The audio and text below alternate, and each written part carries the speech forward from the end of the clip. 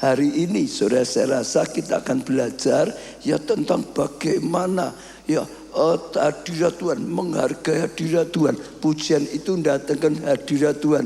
Ada sesuatu yang luar biasa. Jadi temanya Obed Edom sangat menghargai hadirat Tuhan. Saya akan bacakan 1 Tawarikh 13 mulai ayat 1 dan seterusnya. Saudara, ayat pertama, Daud berunding dengan pemimpin pasukan 1000 dan pasukan 100 dan dengan semua pemuka. Berkatalah Daud kepada seluruh jemaat Israel, jika kamu anggap baik dan jika diperkenankan Tuhan Allah kita, baiklah kita menyuruh orang kepada saudara-saudara kita yang masih tinggal di daerah-daerah orang Israel. Dan di samping itu kepada para imam-imam dan orang-orang Lewi yang ada di kota-kota yang dikelilingi tanah pengembalaan mereka, supaya mereka berkumpul kepada kita. Dan baiklah kita memindahkan tabut Allah kita ke tempat kita, sebab pada zaman Saul kita tidak mengindahkannya. Maka seluruh jemaat itu berkata bahwa mereka akan berbuat demikian, sebab usul itu dianggap baik ya oleh segenap bangsa. Jadi waktu Daud diangkat jadi raja, saudara, yang pertama kali dibenahi, dipersiapkan, dibagikan bukan tentaranya, bukan strateginya, atau bukan apapun, saudara. Ya, berkata pada semua, ayo kita kumpul semua ya dari semua ya daerah, lalu marilah kita ambil tabut Allah ya dibawa ke kota kita. Karena apa? Tadi Daud berkata pada zaman Saul kita tidak mengindahkannya, kita tidak menghargainya, saudara, sehingga ditinggalkan oleh Tuhan ya, sehingga kalah, sehingga lemah, hancur, saudara. Kita bangun satu tempat ibadah ya supaya kita bisa menghargai di kota kita, saudara. Saat itu kota Daud, saudara, sehingga sungguh-sungguh ya Tuhan akan nyatakan hadiratnya lagi. Tuhan menyertai, Tuhan berkarya, Tuhan lakukan hal besar, dan kita dipulihkan. Kita mengalami kasih karunia yang luar biasa. Daud tahu persis hadirat Tuhan itu jawaban. Sekali lagi ya, Daud tahu persis hadirat itu jawaban yang terpenting. Bukan tentaranya, bukan mungkin cari ya perjanjian dengan bangsa yang lain, perlindungan yang lain. Hadirat Tuhan itulah yang utama. Itu yang paling bisa datangkan jawaban. Untuk pemulihan bangsanya perlu yang utama hadirat Tuhan, saudara. Untuk bisa aman hadirat Tuhan. Untuk bisa maju hadirat Tuhan. Kehadiran Tuhan akan membuat ya karya Tuhan itu menolong kita dari segala karena Tuhan hadir di bangsanya, Tuhan hadir dalam kehidupan kita. Daud tahu sekali lagi hadirat Tuhan adalah kunci segala-galanya. Kunci tadi kesembuhan, kunci tadi perlindungan, pertolongan, kunci damai sejahtera dan kemenangan-kemenangan. Sekarang ayat kelima, lalu Daud mengumpulkan semua orang Israel di sungai Sikron di Mesir sampai ke jalan yang menuju Hemat untuk menjemput tabut Allah dari Kiryat Yarim. Lalu Daud dan segenap orang Israel berangkat ke Baala, ke Kiryat Yain yang masuk wilayah Yehuda untuk mengangkut di sana tabut Allah yang disebut dengan nama Tuhan yang bertata di atas kerubin. Mereka menaikkan tabut Allah itu ke dalam kereta yang baru dari rumah Abinadab, sedang Usa dan Ayu mengantarkan kereta itu.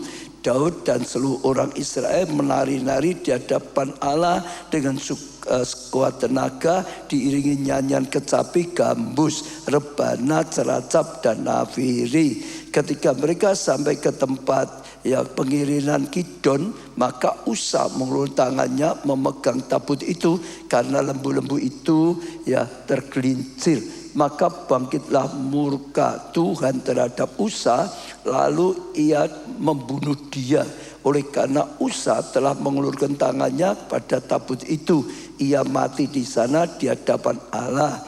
Ya, Daud menjadi marah karena Tuhan telah menyambar Usa demikian hebatnya, maka tempat itu disebut orang Peres Usa sampai sekarang. Yang ini kita bisa ambil satu pelajaran, sekalipun maksudnya bagus, saudara, tapi kalau caranya salah, tidak akan mendatangkan kebaikan, saudara. Maksud baik itu sudah dasar yang penting, yang utama, tapi juga harus dilakukan dengan cara yang benar, saudara. Yang benar adalah cara yang dikatakan firman Tuhan. Ya, Daud ingin bawa itu tadi ditaruh di atas kereta, saudara, yang baru. Itu pikiran Daud. Ini zamannya sudah modern, nggak usah dipikul manusia. Taruhkan kereta yang baru saja, lebih lancar, lebih enak, saudara. Tapi kalau dipelajari Alkitab, tabut itu hanya boleh ya dibawa kemana-mana kalau dipikul oleh imam Lewi, gitu, saudara. Harus dipikul oleh manusia, bukan kereta. Bahkan tidak sembarangan manusia, harus Lewi, suku Lewi yang memang sudah ditetapkan, saudara. Tugasnya mengangkut tabut Allah, gitu, saudara, ngurusi bait Allah. Jadi saat itu ya saudara, apa yang dipikir Daud baik, tapi caranya nggak sesuai dengan firman, akhirnya tidak mendatangkan kebaikan, akhirnya mendatangkan musibah, saudara. Usa karena keretanya tergelincir mau pegang tabut Allah, padahal dilarang orang seperti dia itu pegang, saudara, sehingga terjadi musibah. Ya, pesan pada setiap kita harus pertama punya motivasi yang baik, tujuannya baik, tapi dengar ya, baiknya manusia kalau tidak sesuai dengan firman itu tidak akan mendatangkan kebaikan. Ya, harus sesuai dengan firman, saudara. Dalam segala seluruh kehidupan kita, mau lakukan apapun bukan hanya karena baik saja menurut kita ya, menurut manusia ya, kata umumnya manusia, tapi semua lakukan sesuai dengan firman. Ada banyak contoh lah, tentang keluarga lah, tentang persembahan lah, tentang pelayanan lah, tentang pujian penyembahan sama. Mungkin pikir manusia baik, kalau gak sesuai firman Tuhan tidak akan datang kebaikan. Oleh sebab itu maka kita belajar. Berapa Jumat belajar?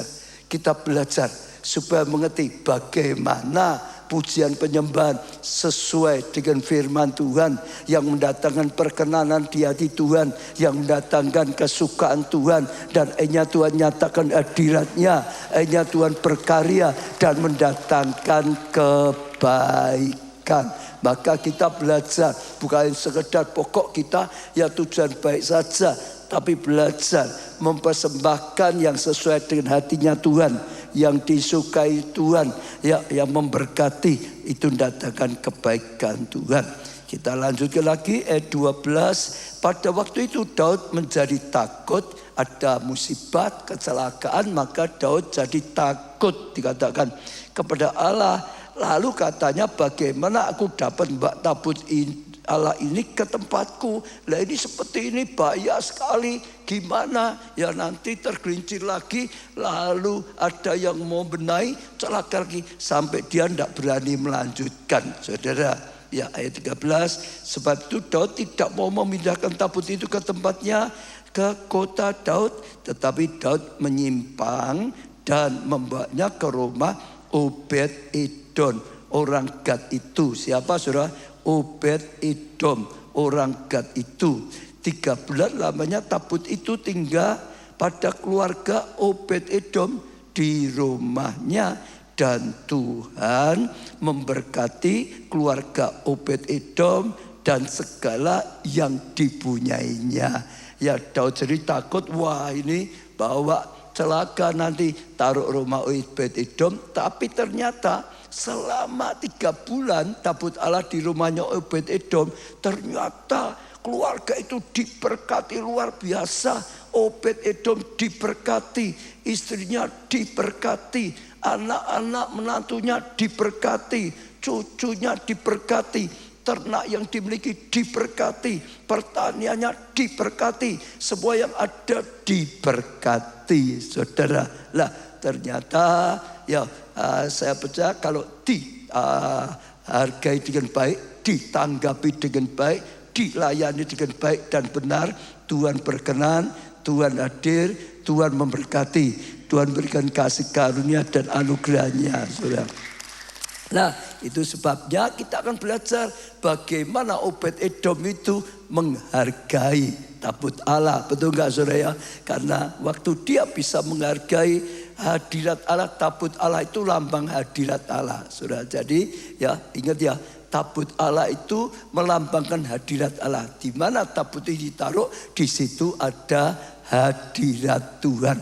Tabut itu taruh di rumah Obed-Edom, artinya ada hadirat Tuhan di rumah Obed-Edom, saudara. Pertama, ya kita belajar dikit siapa Obed-Edom. Siapa saudara Obed-Edom? Ini guyon sedikit dulu ya. Itu adiknya Obadja gitu. Obed sama Obadja itu akar katanya sebenarnya sama. Hamba atau penyembah atau pelayan gitu saudara. Artinya sama saudara. Nah, Obed-Edom ada banyak orang kadang-kadang, tidak banyak pokok ada ya, yang salah menafsirkannya. Disangka karena Obed-Edom mungkin orang Edom gitu saudara. Kadang-kadang seperti itu ya. Tapi bukan, dia bukan orang Edom, dia bukan orang Filistin. Dia itu orang ya keturunan Yakub juga, saudara.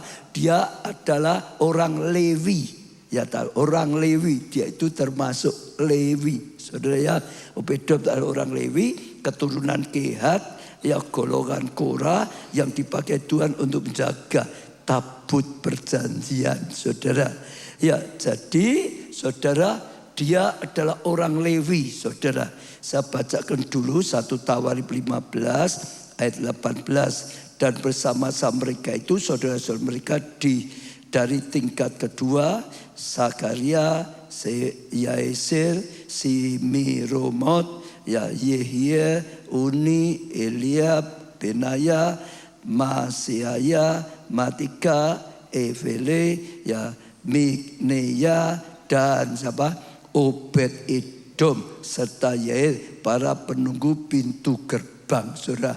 Yang melayani ya di rumah Allah, di bait Allah itu hanya Lewi, semua Lewi, saudara. Jadi ini bukan ya orang Edom, juga bukan orang Filistin, tapi sekali lagi suku Lewi, saudara, keturunan Yakub, saudara.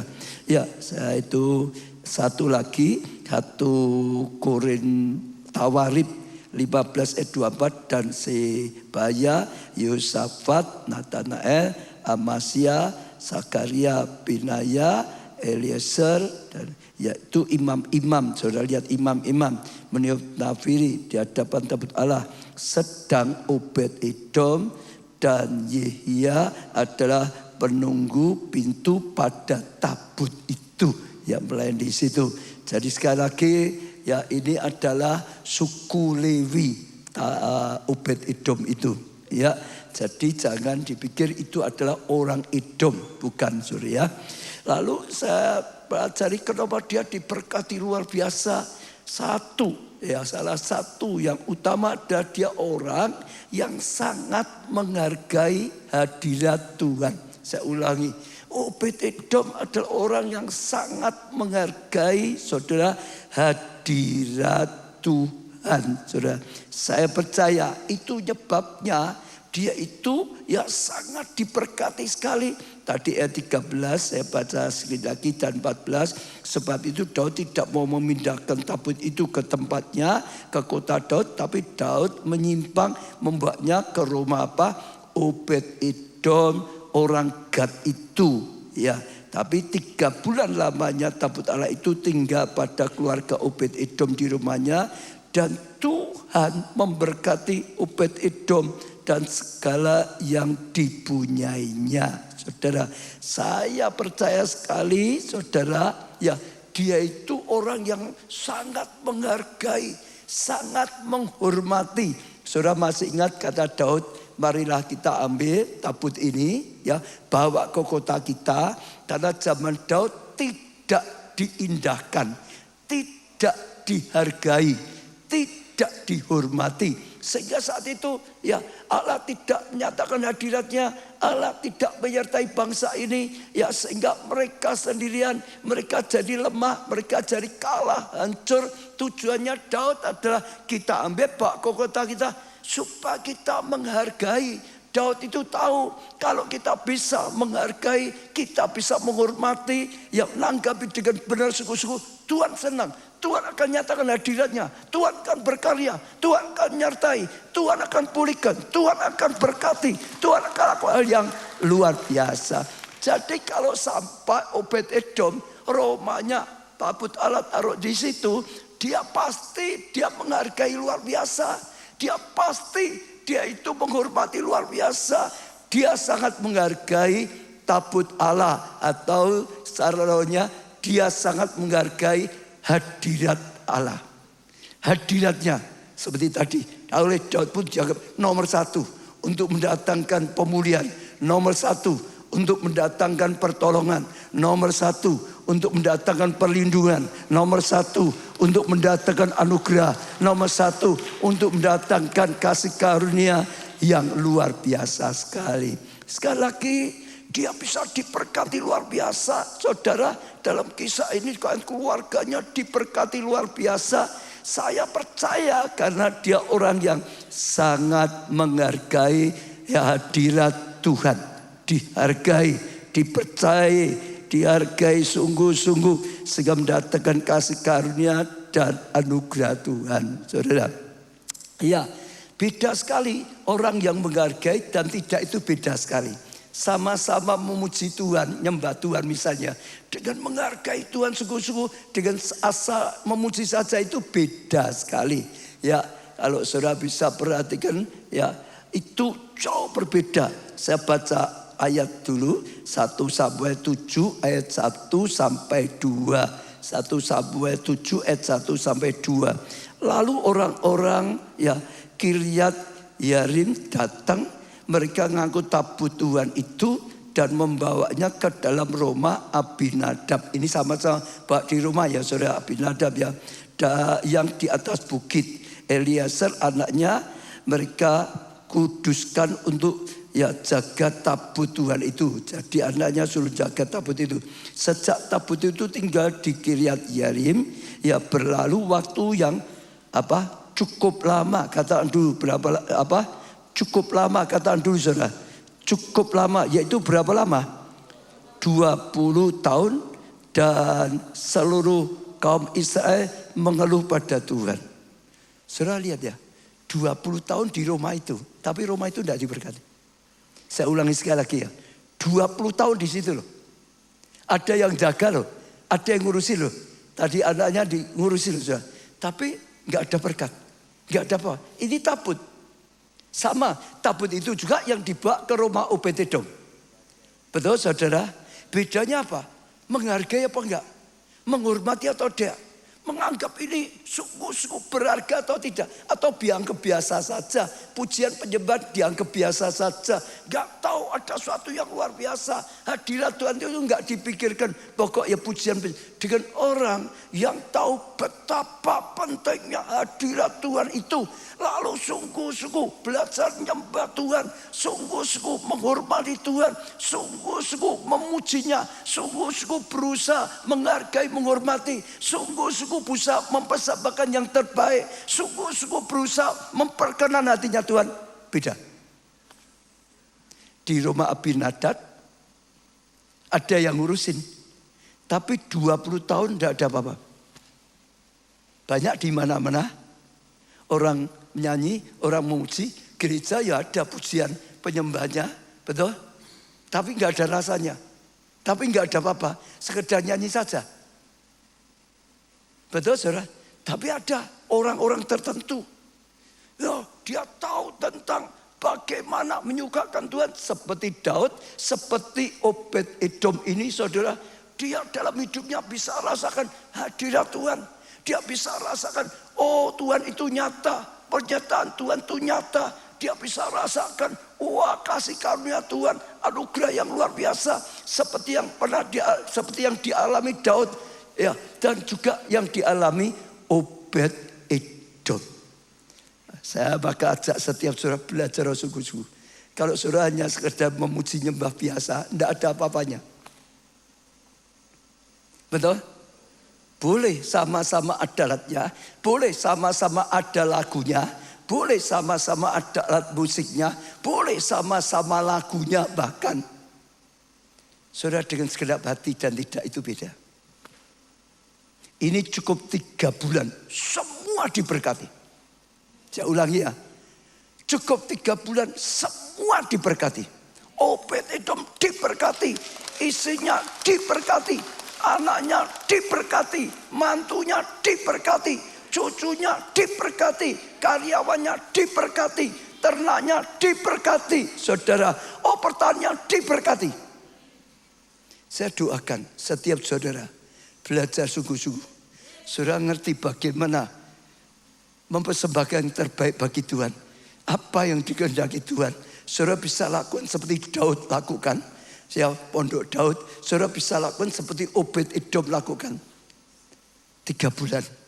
Hidupmu berubah total. Keluargamu berubah total. Keadaanmu berubah total. Dari kehancuran pada zaman Saul. Waktu Daud tahu. Bangun. Dan hormati sungguh-sungguh. Kerajaannya dipulihkan. Keadaannya dipulihkan. Bangsanya dipulihkan. Saudara boleh keadaan tidak baik. Tapi kalau saudara tahu menghargai Tuhan. Hadiratnya sampai Tuhan berkenan. Tuhan senang. Tuhan hadir. Hidupmu berubah. Saya ajak saudara tahu sedikit ya perjalanan tabut Allah. Tabut Allah itu awalnya dari mana? Waktu bangsa Israel keluar dari perbudakan Mesir. Saudara ya. Dibawa dari Mesir menuju tanah Kanaan di tengah jalan Gunung Sinai. Tuhan berkata, bangunlah satu tempat ibadah. Namanya Tabernakel Musa, saudara. Lalu saudara dibangun. Waktu dibangun saudara, itu luar biasa. Ya, hadirat Tuhan itu luar biasa. Kenapa? Saat itu, ya dalam kepemimpinan Musa, Musa itu sangat menghormati Tuhan. Musa itu sangat menghargai Tuhan. Itu tabut dihargai sungguh-sungguh. Dihormati sungguh-sungguh. Musa yang mimpin mereka. Dan zamannya Musa, tabut Allah itu luar biasa sekali. Hadirat Tuhan itu luar biasa sekali. Kuasa mujizat luar biasa sekali. Tapi setelah zamannya Yosua masih luar biasa. Setelah terus ganti lagi. Lama-lama sudah sikapnya tidak ada penghargaan. Betul saudara ya? Sampai zamannya Saul. Betul saudara? Sama. Tabutnya masih sama. Ibadahnya masih sama. Tapi penghargaan hatinya beda. Betul? Bukan alatnya. Bukan sikap hatinya ini loh. Nyembahnya kita itu loh. Itu beda. Maka keadaannya juga beda. Ada kalau orang nyembah terasa sekali. Ada gereja pujian penyembahnya terasa sekali. Ada yang seperti tidak ada apa-apa.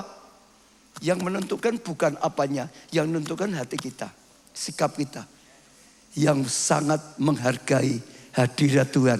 Yang sangat menghormati hadirat Tuhan. Itu yang menentukan. Itu zaman tadi ya Tabernakel Musa. Saudara. Zamannya Daud itu beda. Saudara, wah luar biasa sekali. Ya kita sudah banyak belajar. Dihargai. Daud tahu luar biasa. Buat alatnya sendiri. Ciptakan lagunya. Zaman Daud.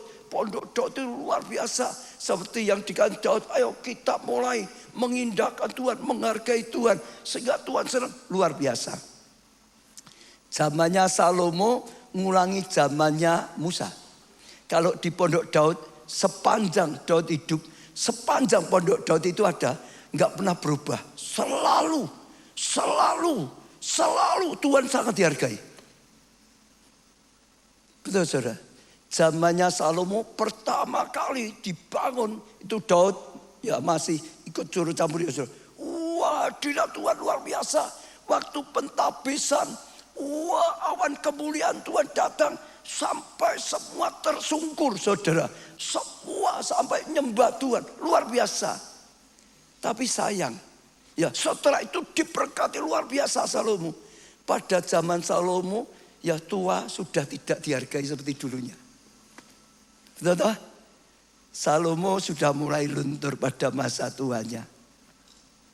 Keadaannya beda. Karya Tuhan yang beda. Jadi yang menentukan sikap hati kita, menghargai sungguh-sungguh Tuhan atau tidak.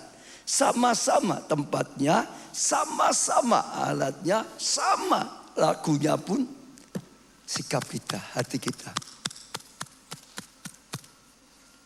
Hargai hadirat Tuhan. Kalau sudah menghargai, Tuhan berkenan, Tuhan berkarya, Tuhan lakukan hal yang dahsyat, yang luar biasa.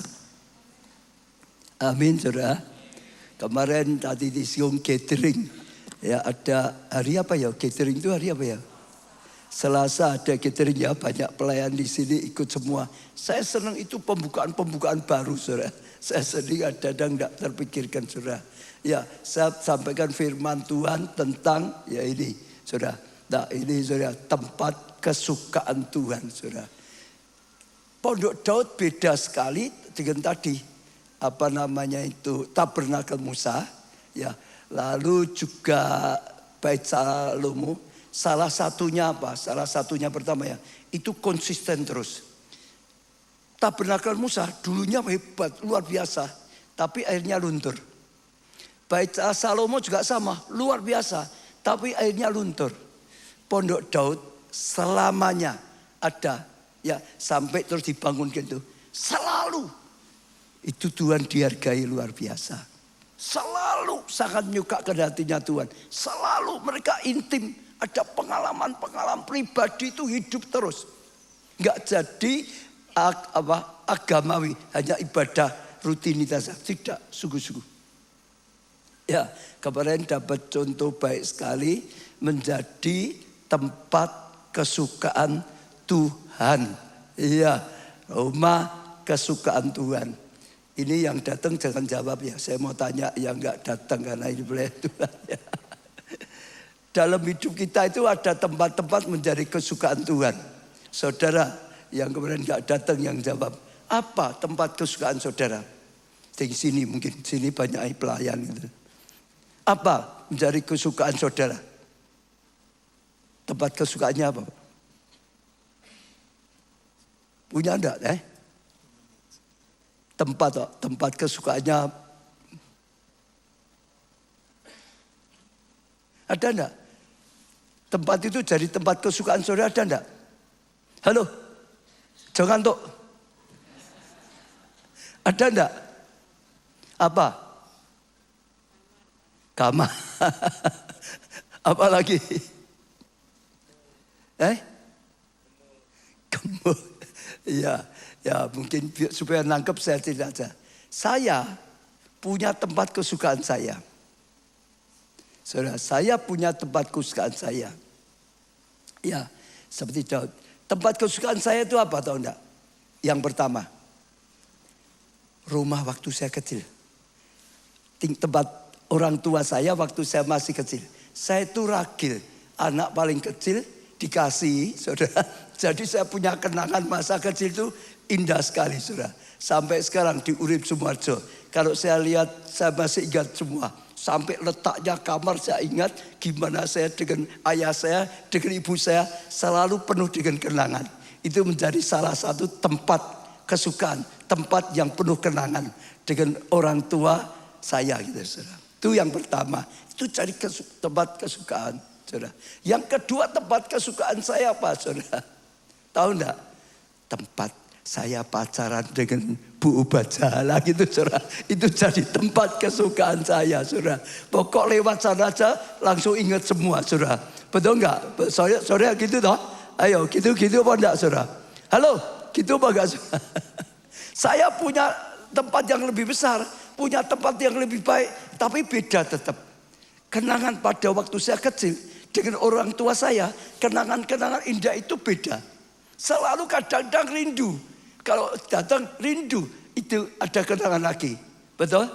Lewat di tempat yang dulu saya pacaran dengan Bu Ubadzalah, itu punya kesan beda. Sekalipun ada gedung yang lebih hebat, ya tempat yang apalah macam-macam, tetap tempat-tempat itu menjadi memori, kenangan yang seringkali ingin lagi. Itulah Tuhan saya kata, aku ingin Pondok Daud dibangun kembali. Karena dia punya kenangan yang indah di Pondok Daud. Tahu enggak saudara? Seperti saya punya kenangan yang indah di rumah orang tua saya.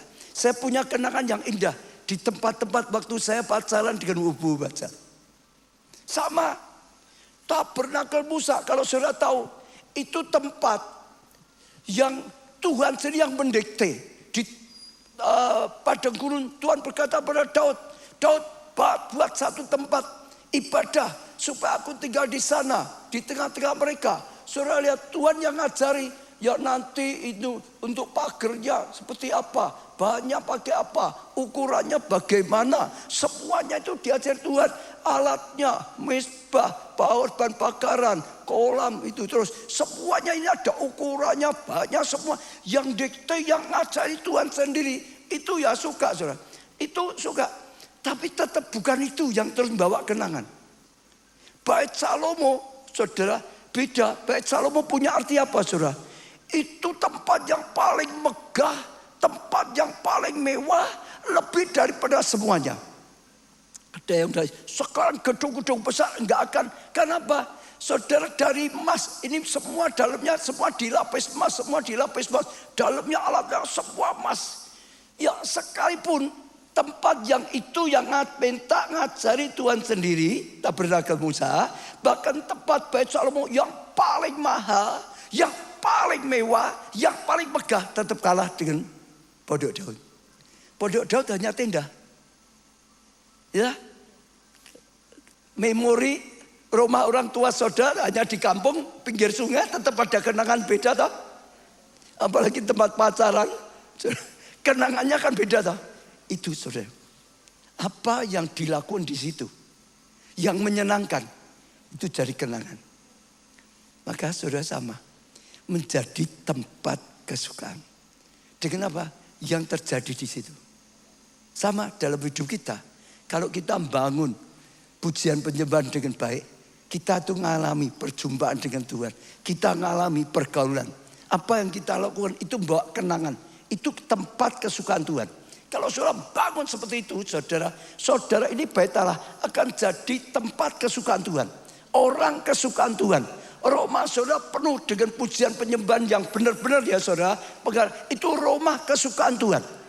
Ibadah yang penuh pujian penyembahan yang bawa perjumpaan, pengalaman dengan Tuhan. Itu menjadi ibadah kesukaan Tuhan. Nah, saudara, sama-sama tempatnya, tapi cara menghargainya beda, akan membawa perbedaan. Hormati. Saya ajak, ya intinya pelajaran ini belajar. Mereka itu sudah seperti itu karena sangat menghargai Tuhan, menghormati Tuhan. Iya, di tembok ratapan, kalau saudara yang pernah ke sana, tembok ratapan gitu ya saudara. Karena mereka anggap Bait Allah dulu di dalamnya tembok itu saudara. Jadi kalau mereka sekarang nggak punya Bait Allah, sembayangnya di tembok saudara. Tapi setelah sembahyang di tembok, kalau mereka selesai, mereka tidak boleh gini balik badan itu tidak boleh. Kalau saya yang pernah ke sana, kalau ada gambarnya boleh. Jadi kalau sudah sembahyang di tembok ratapan itu ya saudara, mereka mundur, hargai. Ada hitungan setelah sekian jauh baru boleh balik badan. Sama di sini, orang menghadap raja, apa boleh balik? Tidak boleh toh. Duduk sembahyang itu mundur sih baru boleh toh. Betul enggak? Sikap hormat seperti itu loh. Mereka itu seperti itu. Sikapnya itu yang menentukan. Kemarin di gathering saya arahkan pelayan Tuhan hati-hati. Karena kalau tidak hati-hati kadang-kadang fokusnya bukan lagi pada Tuhan, pada jemaat. Ben jemaatnya senang, apalagi duduk jemaat nangis, wah senang gitu. Pujian penyembahnya berhasil. Jangan, fokusnya pada Tuhan. Nah, kalau waktu saudara yang ikut Holy Land, biasanya kalau saya ke sana, kadang-kadang datang tempat-tempat yang gereja, yang sejak dulu gereja mula-mula itu punya 2 mimbar. Keluarkan gambarnya. Itu punya 2 mimbar, gambarnya dikeluarkan. Coba. Nah, saudara lihat ya, ini sekarang masih saudara ya di budaya. Saudara lihat ini di Mesir ya masih ada ya gereja zaman ini tempat dulu Yesus waktu mengungsi di sana gitu saudara ya. Sekarang tempat itu ada gereja sejak dulu saudara. Saudara lihat ini ada 2 mimbar. Kalau saudara perhatikan ini dan ini saudara ada 2. Mana tuh? Ini dan ini saudara. Ya dan ini dan ini bukan ini. Ini dan ini. Bedanya apa? Ini dan ini. Mimbarnya sebenarnya itu sama persis. Hanya menghadapnya dibalik. Saudara lihat. Kalau ini menuju sana. Yang tinggi toh seperti ini saudara. Ini ke sini. Betul enggak? Saya ini kan menuju saudara. Betul enggak? Kalau ini dibalik. Lalu jadi seperti ini saudara. Ini dan ini itu sama. Persis. Hanya ini menuju sana. Ini menuju ke depan. Jadi saudara tahu enggak? Gereja mula-mula itu gimana? Ini untuk siapa? Ini untuk siapa? Ini untuk WL. Ini untuk pengkhotbah. Jadi kalau zaman dulu sekali, mimpin pujian tidak menghadap jemaat. Mimpin pujian WL itu menghadap Tuhan. Ini kan altar. Jadi imam WL itu menghadap ke Tuhan, nyembah. Jadi contoh yang belakang. Jemaat itu ke nyembah. Tahu enggak? Hatinya pada Tuhan. Jemaat juga bukan pada WL. Semua dibawa pada Tuhan. Nyembah Tuhan. Puja Tuhan. Sembah Tuhan. Lalu ini beda. Ini khotbah seperti saya. Ganti Tuhan bicara bagi hamba Tuhan kepada jemaat. Bisa dimengerti saudara? Jadi waktu pujian penyembahan sungguh-sungguh. Hatinya sepenuhnya pada Tuhan. Menghargai Tuhan. Nah, saya percaya itu salah satu mengapa ya datangkan anugerah Tuhan luar biasa. Hargai. Hargai. Saya senang Radio LCD kita sudah jadi berkat besar. Dia sampai 24 jam di mana. Itu sadar atau tidak sadar hadirat Tuhan. Karena dilakukan dengan segenap hati. Ada banyak diberkati karena hidupkan 24 jam. Komsel juga sama. Kalau saudara buka komsel, tapi yang benar ya, pujian penyembahan yang sungguh ya, rumahmu penuh hadirat Tuhan. Rumahmu ada hadirat Tuhan. Ada pujian penyembahan, ada doa-doa, ada firman Tuhan, dan anugerah Tuhan luar biasa. Ini saya ngalami saudara. Ini kalau saya ngalami masih ingat, saya pernah kontrak di satu tempat. Terus ya karyawan-karyawan saya bilang, jangan kontrak di situ. Sopir saya udah tua, jangan di situ. Di situ tempat penyembelihan dulu, penyembelihan PKI katanya gitu. Itu sudah angker banget gitu saudara.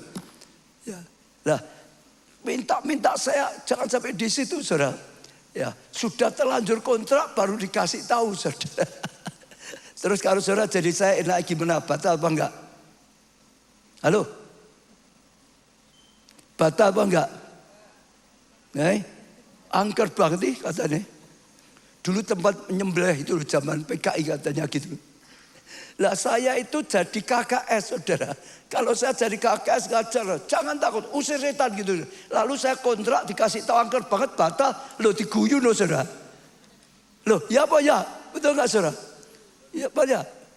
Lah saya ngomong enggak takut, enggak apa-apa, enggak usah. Setan itu jahat. Ini putar. Kau berani, istrimu, anakmu berani enggak? Kalau engkau pergi, wah, lalu istri dan anaknya ditakut-takuti gimana?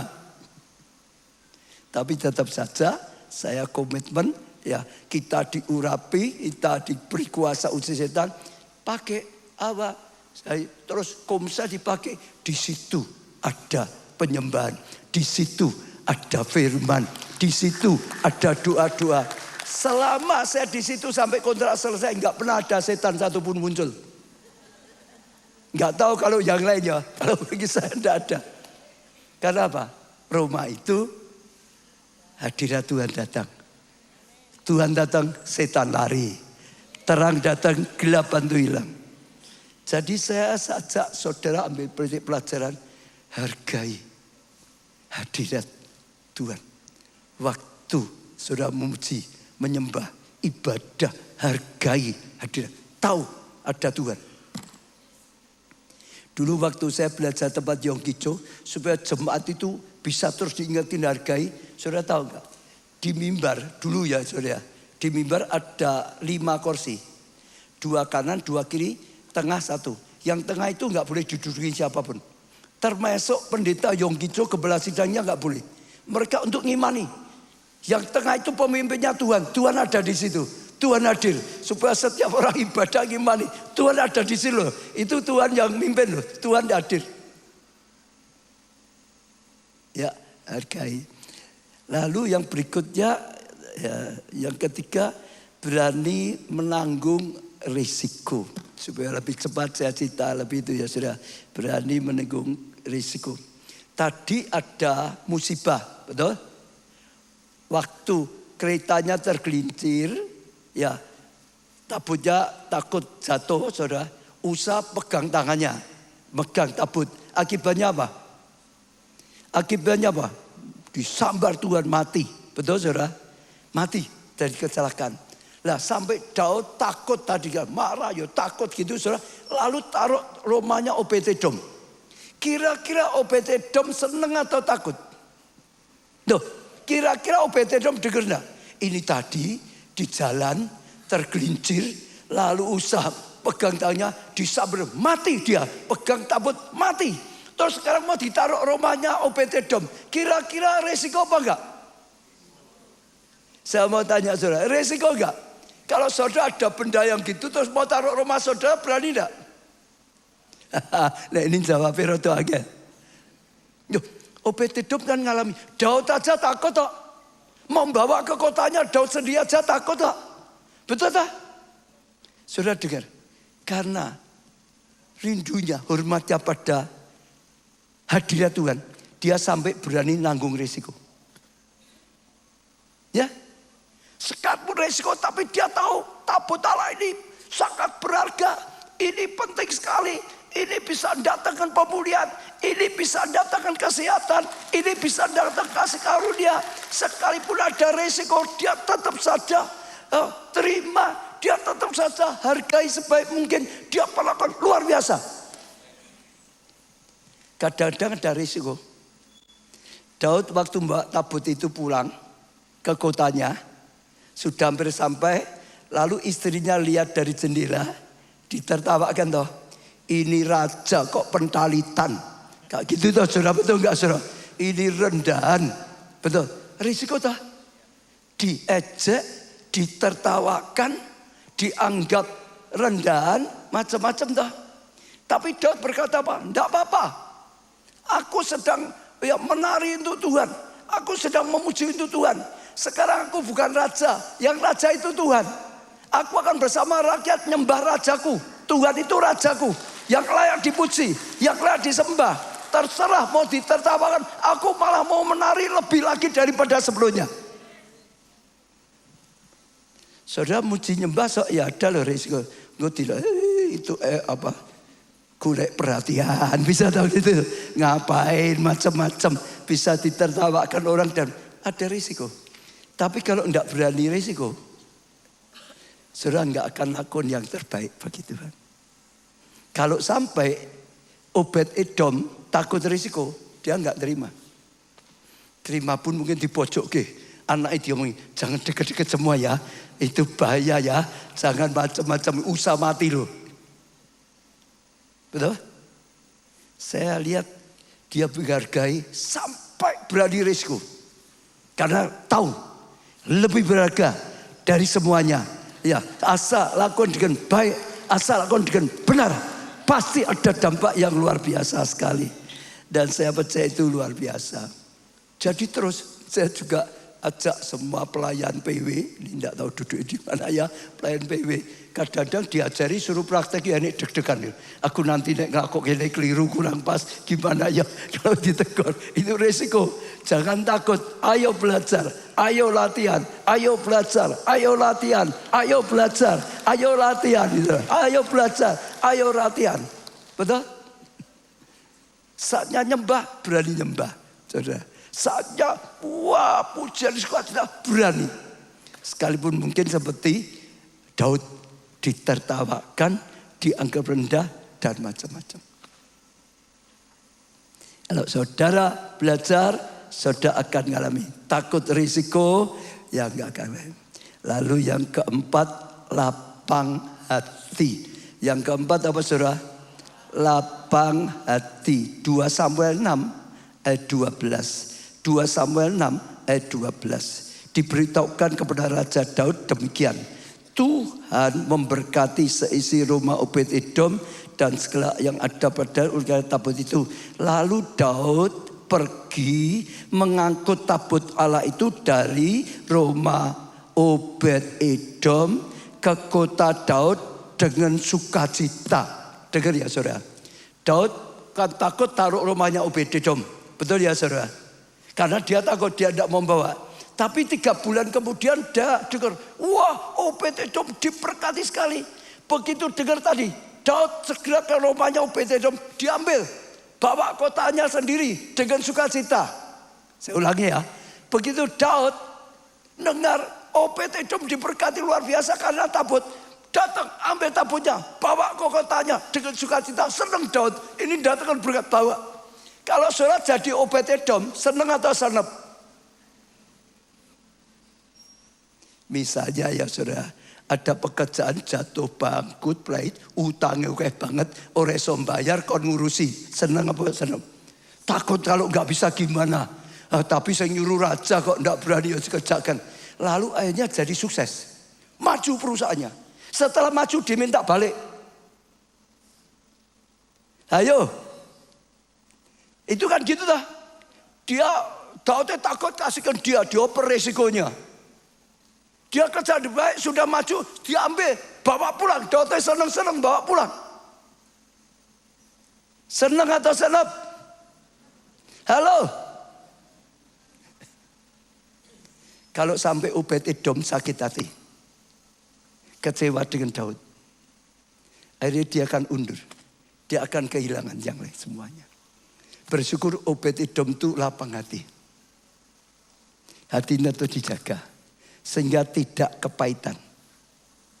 Kalau hati kita kepahitan, pujian penyembahan kita juga enggak ada apa-apanya. Kalau kita kepahitan, kita sudah enggak mau dekat-dekat dengan Tuhan, enggak mau lagi ibadah sungguh-sungguh, enggak mau lagi melayani, enggak mau lagi, betul saudara? Dalam hidup, bahkan dalam pelayanan, dalam penyembahan belajar, saudara, jangan sampai pahit hati. Ada kadang-kadang tidak enak. Tidak tahu sekarang ada enggak yang sekarang ngalami pahit hati. Jangan pahit hati, buang. Tuhan itu lihat hati. Lapang hati. Katakan bersama-sama, lapang hati. Sekali lagi, lapang hati. Yang keras, lapang hati. Sebetulnya wajar enggak ya diperlakukan seperti itu? Waktu resiko disuruh dandan ngurusin, waktu sukses diambil kembali. Wajar apa enggak?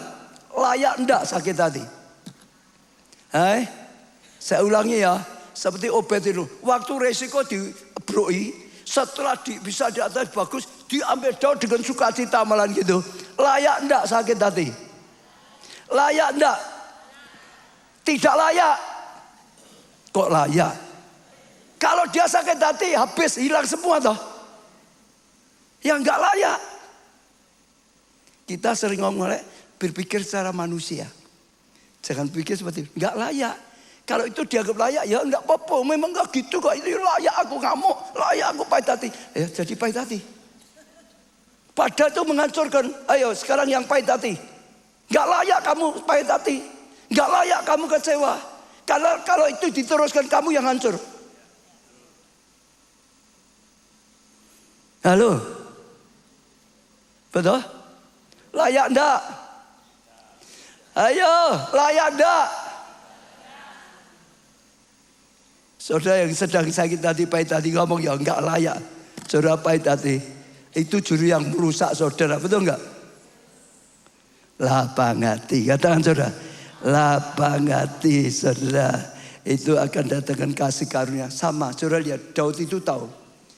Daud ya berusaha baik dengan Saul. Sampai dia mau jadi hambanya Saul. Dia sudah diurapi mau jadi raja loh. Tapi waktu itu ya Saul kan masih jadi raja.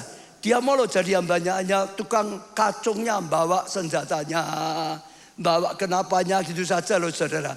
Sudah dia merendahkan diri masih saudara. Saul mau bunuh, berulang-ulang mau bunuh saudara. Sampai dia terpaksa lari. Sampai di padang gurun tinggalnya tidurnya di gua saja masih dikejar-kejar. Mau dipatahin terus, mau dibunuh terus saudara. Layak enggak Daud itu kecewa, sakit hati? Layak enggak? Saya ulangi lagi, layak enggak? Lu kok layak? Enggak layak. Kalau Daud saat itu kecewa, sakit hati, bantai, enggak jadi raja. Batal. Kalau saudara terus kecewa terus, rencana Tuhan batal dalam hidupmu. Enggak layak. Enggak boleh pahit hati. Enggak boleh sakit hati. Supaya berkenan ada hadirat dalam hidupmu. Karena hatimu tetap bersih.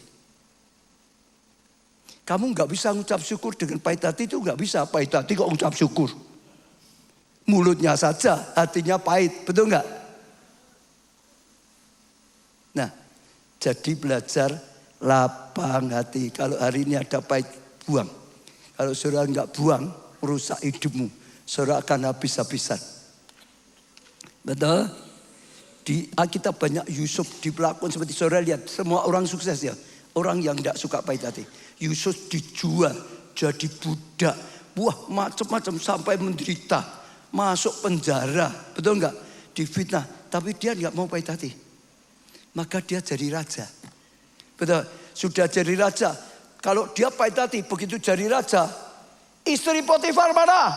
Potifar sama istrinya sini, tak gantung kamu. Aku dulu jaga bela engkau, malah engkau dengar suara istrimu, betul enggak? Itu kakak-kakaknya datang, mau apa? Dulu jual saya, sekarang mau minta gantung. Tak pateni kamu. Kalau itu Tuhan gak bisa pakai. Tuhan angkat kita kalau hidup kita jadi berkat. Maka saya katakan gak layak. Sakit hati itu gak layak. Mau dilakukan kejam seperti apapun gak layak. Jangan. Supaya Tuhan senang. Hadirat Tuhan tetap ada. Perkenanan Tuhan tetap ada. Kasih karunia Tuhan tetap ada. Anugerah Tuhan tetap ada. Yang kelima, lapar dan haus akan hadirat Tuhan. Lapar dan haus akan hadirat Tuhan. 1 Tawarikh 15 ayat 24.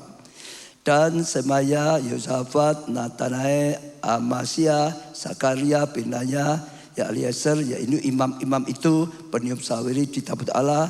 Sedang Obed Edom dan Hia adalah penunggu pintu tabut itu. Dengar ya, saudara. Karena ini perlu diperagakan supaya jelas. Jadi di rumahnya Obed-Edom tadi Daud datang dah. Tabutnya diambil. Bawa ke kota Daud. Betul ya?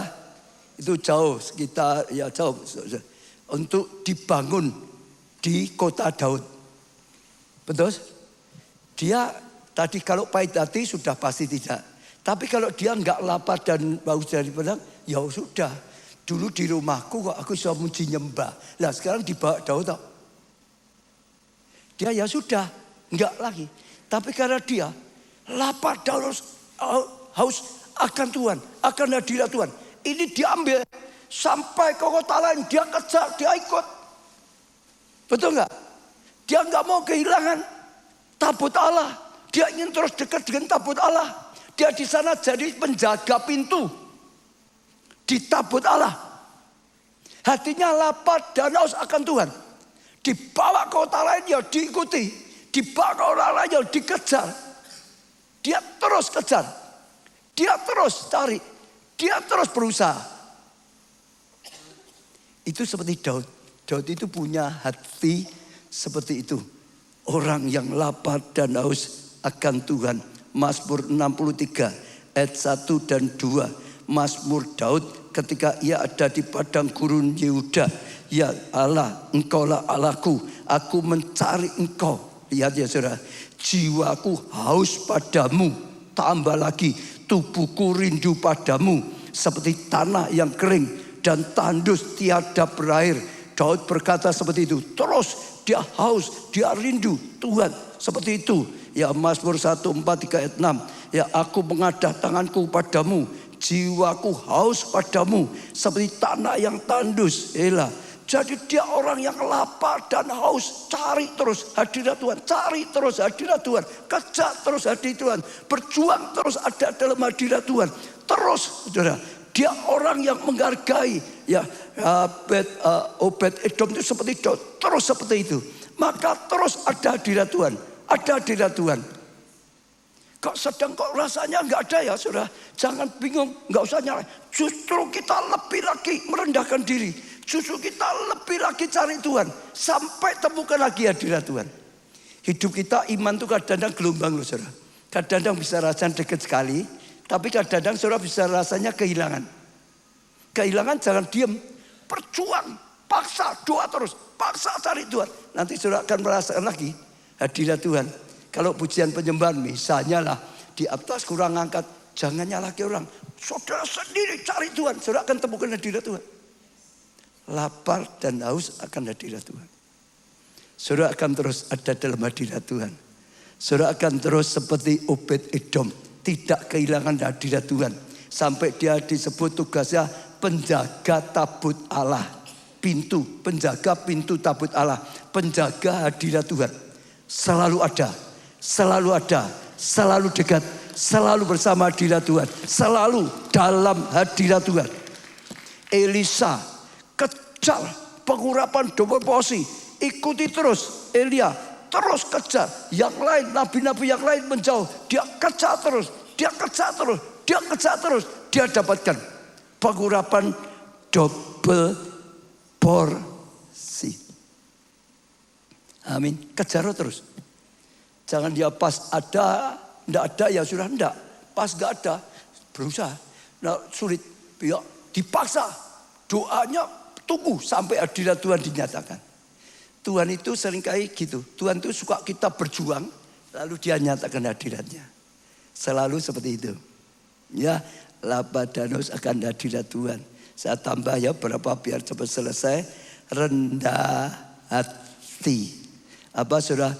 Rendah hati. Tadi dia kejar, ikuti Daud.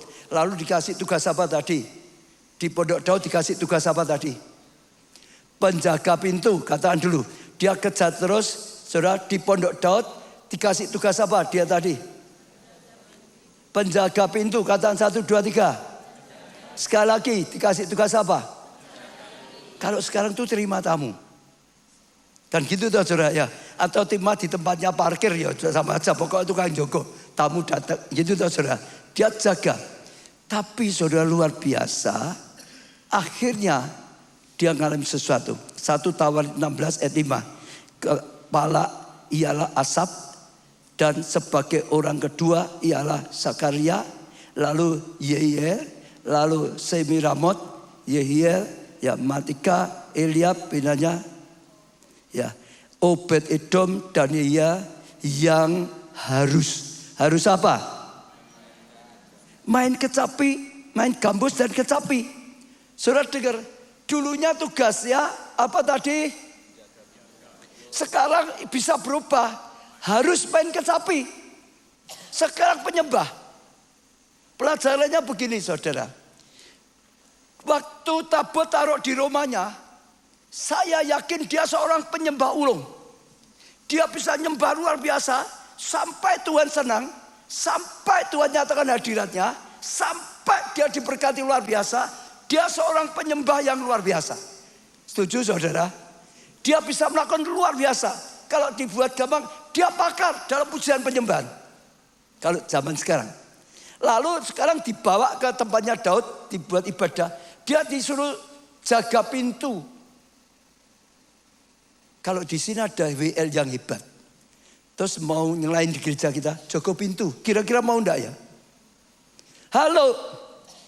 Kalau di sini ada WL yang hebat, mau melayani di gereja kita, lalu ditugaskan jaga pintu, mau enggak ya kira-kira? Halo, Sini jawab ya, sini jawab ya. Halo, mau enggak ya? Kalau Obed-Edom enggak mau, dia sudah enggak pelayanan. Apa jaga pintu? Aku WL jaga pintu. Kalau dia pemain musik yang hebat, terus disuruh mau melayani disuruh jaga pintu gimana? Dengar ya. Kalau dia enggak rendah hati, dia gengsi, dia akan tolak. Mah, ngapain? Loh ada loh saudara, kadang-kadang orang mau melayani, untuk pertama suruh jaga pintu dulu. Pelayanan seadanya, ngapa jaga pintu? Aku S3, ngapa jaga pintu? Tuhan itu seringkali ingin apa? Kita belajar dari bawah. Untuk itu bentuk mentalitas karakter. Enggak sombong. Sebab mau hebat seperti apapun akan seperti Lucifer. Penyembah yang paling hebat di surga. Tapi ininya tinggi hati. Habis. Rendah hati. Berani belajar dari yang bawah. Apapun tugas yang diserahkan diterima. Dilakukan. Dulu saya diterima tamu. Dulu saya pertama kali pelayanan kelompok kecil. Tidak gereja seperti ini. Hanya berapa orang saja. Dari kecil. Lakukan sebaik mungkin. Rendah hati. Lakukan sebaik mungkin. Baru bisa ditambah oleh Tuhan. Ditambah. Ditambah. Ditambah. Ditambah. Ditambah. Ditambah. Ditambah. Ditambah. Ditambah. Jadi saya percaya peristiwanya begini. Karena dia mau jadi jaga pintu, saudara. Dan saya yakin dia lakukan tugasnya sebagai penjaga pintu terima tamu sebaik mungkin. Dengar ya, saya percaya sebaik mungkin. Tapi saya percaya begini, satu hari pemuji, pemain kecapi, gambus itu nggak bisa datang. Mungkin sakit, mungkin apa, nggak bisa datang. Lalu nggak ada orangnya. Mungkin Daud langsung ingat, Obed-Edom dulu kan di rumah dia pemain musik. Dia kan pemain kecapi. Ayo ganjeli. Ayo enggak apa-apa sudah. Orangnya enggak ada semua kok. Adanya cuma dia. Yang sekarang tugasnya suruh ganjeli. Ban serep. Rendah hati mau. Ada orang. Nek butuh aku kon ganjeli. Nek orang tau dijat. Wah aku ada ban serep terus moh. Ada orang gitu. Salah. Jangan gitu saudara. Betul tak? Dia juga pintu mau, suruh ganjeli mau, lakukan sebaik mungkin. Sehingga waktu itu orang kaget, hebat ternyata loh dia. Waktu dia yang mimpin, main kecapi, hadirat Tuhan turun. Tiba-tiba Tuhan suka, tiba-tiba semua yang datang diberkati semua. Sejak saat itu maka dikatakan, maka Obed-Edom diharuskan. Main gambus, kecapi. Yang setia dalam berkecil diangkat tinggi. Setia berkecil diangkat tinggi. Jangan tinggi hati. Jangan merasa hebat. Bahkan hebat pun ditaruh bawah, ikuti. Itu pembentukan karakter. Karena orang yang sombong akan dijatuhkan. Orang yang rendah hati akan diangkat. Jangan gengsi. Dulu saya belajar di tempat Yonggicho, konglomerat. Kalau ulang tahun ke gereja, bersihin gedung gereja, ngusek gereja. Di perusahaannya bos besar, tapi di gereja bagian kebersihan. Ya, di gereja saya ingat ada satu loh, Dr. Erik. Kalau di gereja tugas siapa tahu enggak? SGB kebersihan. Jadi di gereja bagian kebersihan. Di rumah dokter punya klinik, betul saudara ya? Itu belajar rendah hati. Lalu apa ya? Dia itu membawa pemulihan. Dia membawa pemulihan.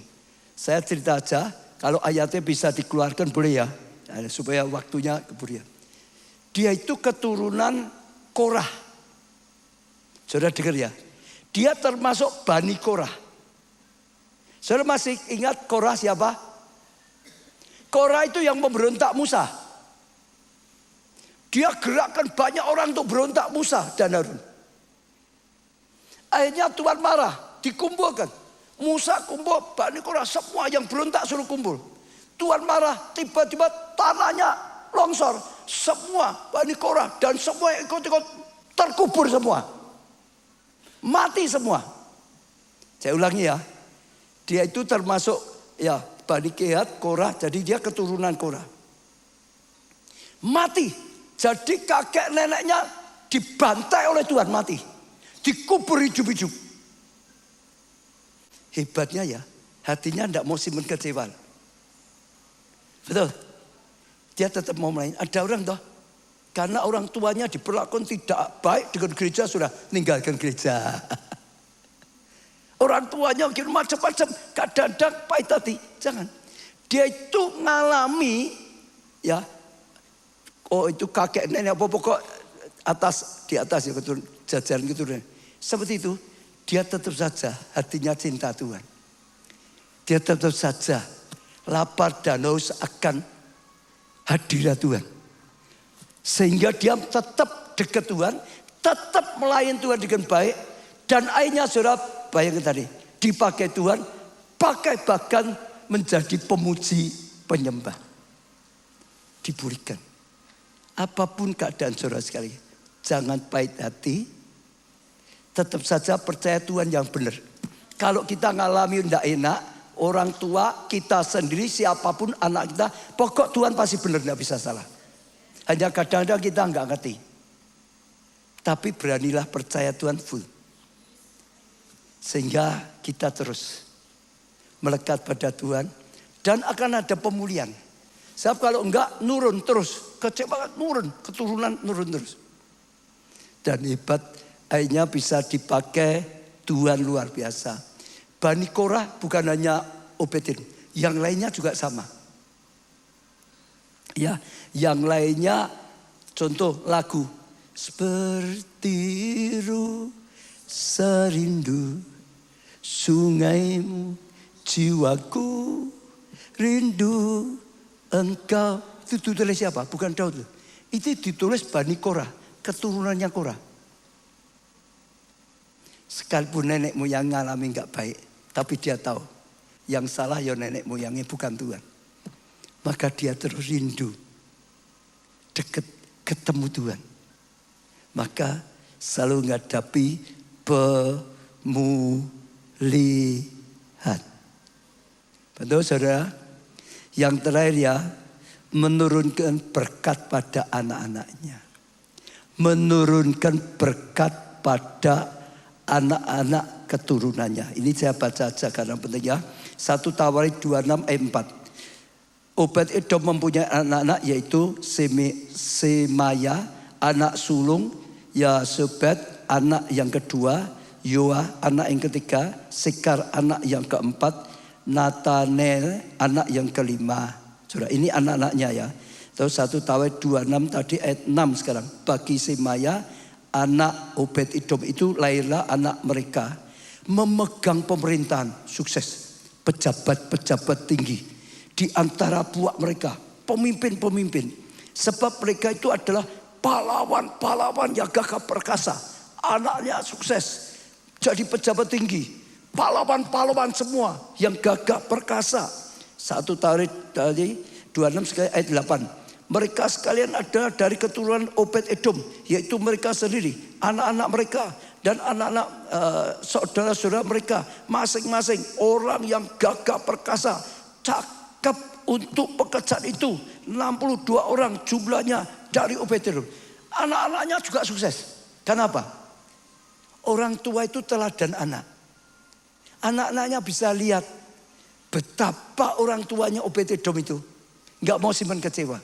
Betapa orang tuanya lapang hati. Betapa orang tuanya rendah hati. Betapa orang tuanya lapar dan haus akan Tuhan. Betapa orang tuanya itu sungguh-sungguh menghargai hadirat Tuhan. Itu jadi contoh, itu jadi teladan bagi anak-anaknya. Maka anak-anaknya niru seperti Obed-Edom. Maka Obed-Edom sukses, anak-anaknya juga sukses. Semua keturunan sukses. Dia jadi teladan. dia jadi contoh, dia jadi berkat bagi anak-anaknya. Kita juga sama. Lakukan yang baik karena nurun. Kalau kita kecewa-kecewa terus, anak-anak kita akan jadi orang yang suka kecewa juga. Karena contohnya, kalau kita penakut, anak-anak kita penakut. Biasanya gitu. Karena anak lihat orang tua. Saudara, kejar, hargai hadirat Tuhan. Ngalami dengan Tuhan. Anak-anakmu akan sama. Akan bikin anak-anak ngalami sesuatu yang luar biasa. Tugas PW turun maju. Ada berapa sudah tangkap? Obed Edom kalau sudah bisa pelajari sesuatu yang luar biasa. Ayo segera ya kita pujikan satu semua bangkit berdiri saudara. Pujikan satu lagu.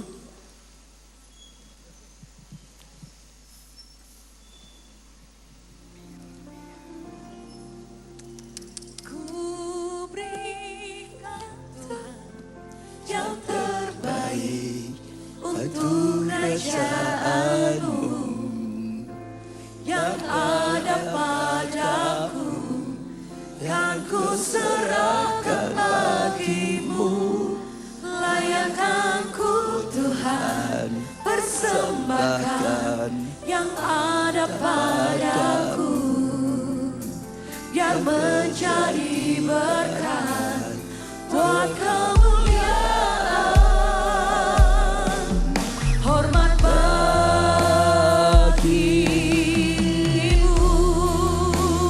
ku berikan Tuhan yang terbaik untuk kerajaan.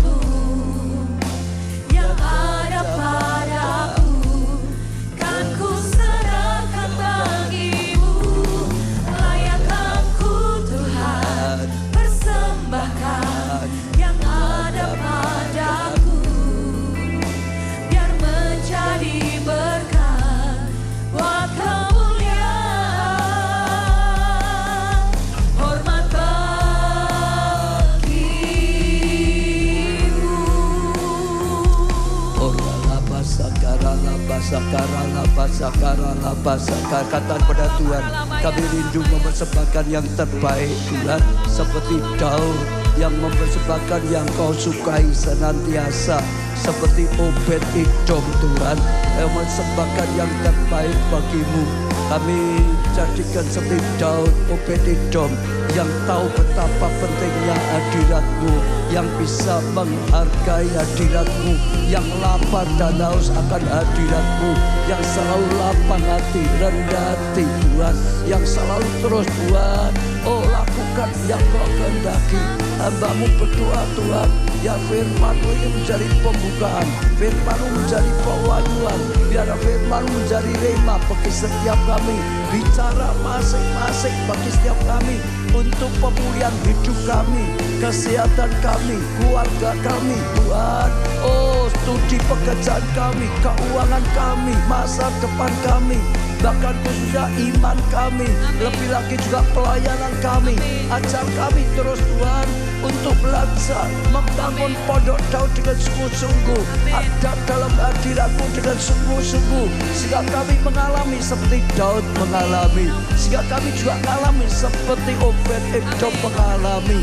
Bahkan kami boleh Tuhan jadi berkat bagi keturunan kami, jadi teladan bagi banyak orang, dan kasih karya-Mu makin nyata dan makin nyata. Hamba-Mu sudah doa, sampaikan firman-Mu, Hamba-Mu doakan untuk setiap kami satu persatu. Oh Tuhan, Engkau terus melengkapi, Engkau terus didik kami, Engkau terus ajar kami bertumbuh di dalam Tuhan, jadi penyembah-penyembah yang benar, penyembah-penyembah yang Kau sukai, penyembah-penyembah Tuhan yang dipakai oleh Tuhan. Oh setiap kami Tuhan penuh dengan hadirat-Mu, keluarga kami penuh dengan hadirat-Mu, komsel kami penuh dengan hadirat-Mu, Miracle Net Worship penuh dengan dengan hadirat-Mu. Setiap ibadah penuh dengan hadirat-Mu Tuhan. Karena hanya Engkau, oh, yang jadi jawaban bagi semuanya. Beri kami hati seperti Daud, seperti Obed-Edom. Tahu hadirat Tuhan adalah jawaban bagi semuanya. Lebih daripada semuanya. Oh, akan menjadi jawaban yang nyata. Obed-Edom mengalami terobosan pemulihan. Daud akhirnya juga mengalami terobosan pemulihan yang luar biasa. Karena hadirat-Mu yang dinyatakan. Terus pakai kami juga semuanya, gereja-Mu Tuhan, keluarga Allah. Oh, setiap pelayan Tuhan, setiap jemaat, sungguh-sungguh jadi penyembah-penyembah seperti yang Kau kehendaki. Bangun Pondok Daud, bangun Pondok Daud, bangun Pondok Daud. Khususnya juga berkenan worship Kau pakai mencetak Tuhan penyembah-penyembah yang Kau kehendaki, yang Kau sukai Tuhan. Menjadi ibadah yang Kau sukai, menjadi ibadah penuh hadirat-Mu, ibadah penuh karya Tuhan. Dan juga saat ini Kau sedang berkarya, Kau bicara, Kau berikan rema, pewahyuan. Dan kami boleh melihat karya-Mu dinyatakan luar biasa. Terima kasih Tuhan, dalam nama Tuhan Yesus, amin. Beri tepuk tangan yang meriah.